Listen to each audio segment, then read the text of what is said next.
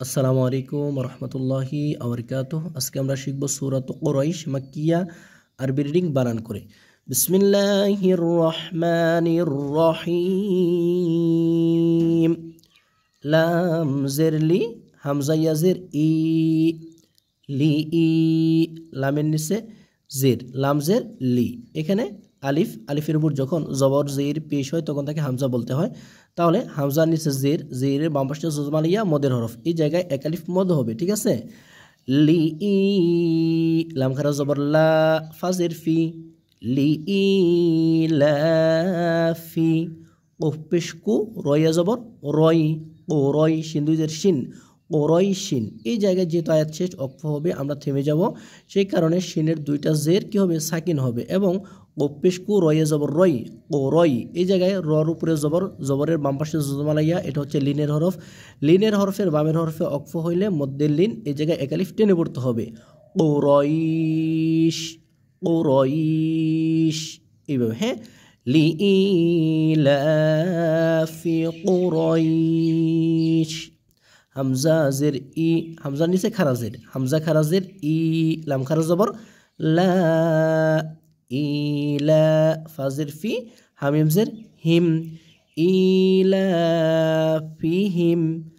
রহাজের রিহ, লাম জবর লা, রিহ লা, তাসিন জবর তাস, রিহ লা তাস, রিহ লা তাস।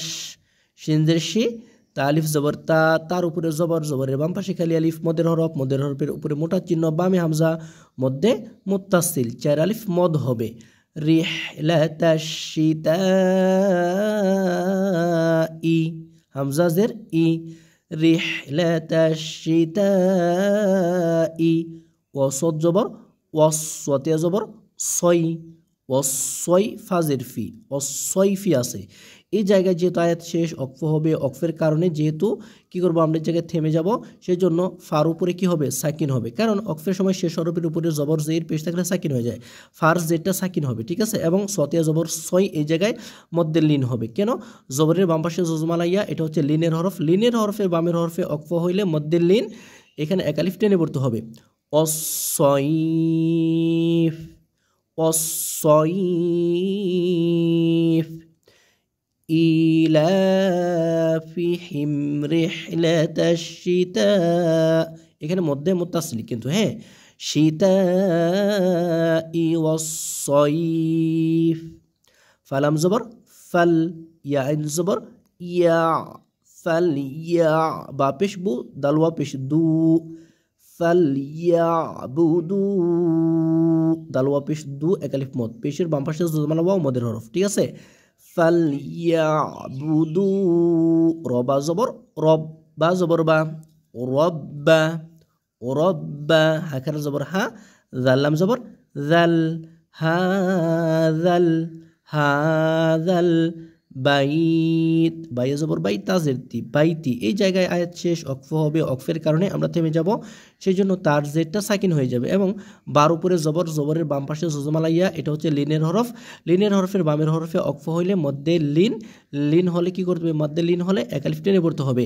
হাযাল বাইত, বাইত, এইভাবে, হ্যাঁ।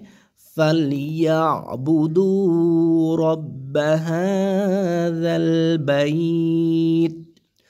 হামজার উপরে জবর ধরে নেব, হামজার লাম জবর আল্লাম জবর লা, আল্লাহ, জালে জের জি, জালের নিচে জের, জেরের বাম পাশে জজমালাইয়া মদের হরফ, মদের হরফের উপরে চিকন চিহ্ন, বামে হামজা, মধ্যে মুনফাসিল। আল্লাযী, হামজা তো জবর আত, আইন জবর আ, আতআ, মিম জবর মা, হামিম পেশ হুম, মিম সাকিনের পরে মিম, ঈদগামে মিসলাইন, গুণ্য হবে। আতআমাহুম, মিম নুন জের মিং, নুন সাকিনের পরে জিম, ইকফা গুণা, ঠিক আছে, জিম ইকফার হরফ, সেই জন্য মিং জু,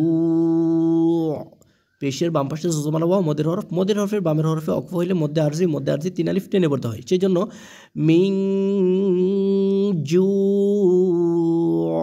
এরকমভাবে, হ্যাঁ, জু, এরকমভাবে আইনের উপরে কী হবে, সাকিন হয়ে যাবে, ঠিক আছে।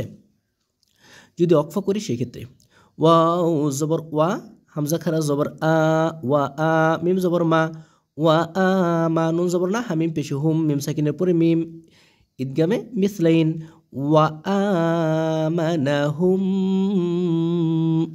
ওয়া আমানাহুম মিন মিম নুন জের মিন নুন সাকিনের পরে খ এই জায়গায় গুণা করা যাবে না ইজহারের হরফ খ সেই জন্য ইজহার হবে ঠিক আছে মিন খৌফ খওয়া জবর খ ফাদু জের ফিন মিন খৌফিন এই জায়গায় কি জবরের বাম পাশে জজমালা ওয়াও এটা হচ্ছে লিনের হরফের বামের হরফে অক্ফ হইলে মদ্দিলিন একালিফ টেনে পড়তে হয় ঠিক আছে মিন খৌফ ওয়া আমানাহুম মিন খৌফ। আসসালামু আলাইকুম ওয়া রাহমাতুল্লাহি ওয়া বারাকাতুহু।